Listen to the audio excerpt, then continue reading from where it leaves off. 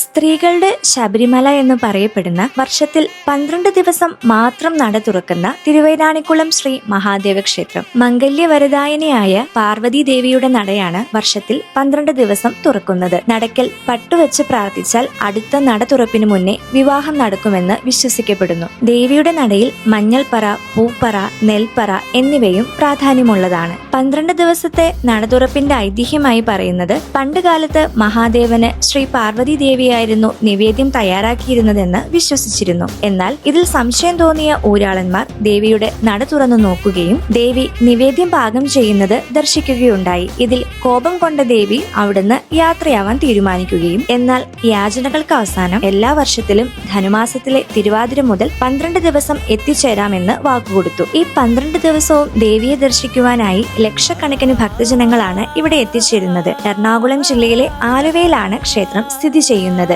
ജനുവരി 2 മുതൽ 13 വരെയാണ് മഹോത്സവം. തിരക്ക് നിയന്ത്രിക്കുവാനായി ഓൺലൈൻ വിർച്വൽ ക്യൂ ബുക്ക് ചെയ്യാനുള്ള സൗകര്യവുമുണ്ട്.